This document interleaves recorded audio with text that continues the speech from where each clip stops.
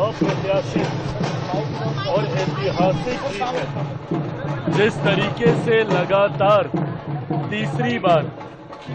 Bharatiya Janata party, मेरे नेता, हमारे देश के प्रधानमंत्री आदरणीय नरेंद्र मोदी जी के नेतृत्व में जिस तरीके से तीसरी बार हरियाणा में ये जीत हुई है, ये अपने में एक बहुत बड़ी ऐतिहासिक जीत है, जिसका श्रेय मेरे प्रधानमंत्री जी के नेतृत्व को जाता है, आदरणीय गृह मंत्री अमित शाह जी की नीतियों को जाता है, आदरणीय जेपी नड्डा जी की संगठन क्षमता को जाता है। इसका श्रेय मुख्यमंत्री सैनी जी को जाता है और सबसे बड़ा इसका श्रेय हरियाणा की जनता को जाता है, जिन्होंने रॉन्ग नैरेटिव का साथ नहीं दिया, जिन्होंने विपक्ष खासतौर पे कांग्रेस के द्वारा फैलाए जा रहे दुष्प्रचार का साथ ना देते सही मायनों में उन्होंने एक ऐसी सरकार, एक ऐसे नेतृत्व का साथ देने का फैसला लिया, जिन्होंने पिछले 10 सालों में अपनी नीतियों से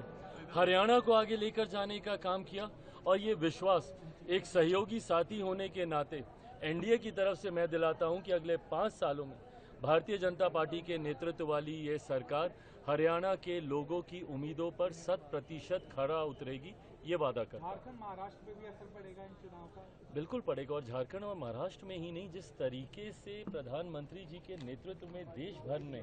विश्वास जताए, ये अपने में कोई सामान्य परिस्थिति नहीं है कि तीसरी बार देश में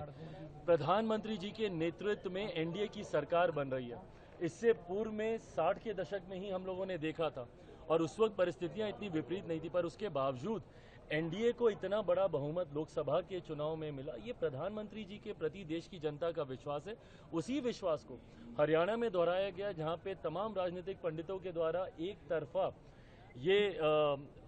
ये पहले से ही कह दिया गया था कि शायद कांग्रेस की ही सरकार बनने जा रही है, पर उसके बावजूद एनडीए भाजपा की जिस तरीके से हरियाणा में सरकार बनी, यही परिणाम आप झारखंड में भी देखेंगे। 23 तारीख को शायद झारखंड में रिजल्ट आ रहे हैं, 23 नवंबर को आप वहां पर भी देखेंगे, महाराष्ट्र में भी देखेंगे, उसके बाद दिल्ली, और अगले साल इस समय बिहार में भी चुनाव हो रहे होंगे, उसमें भी एनडीए की जीत सुनिश्चित है, कहीं कोई संदेह नहीं।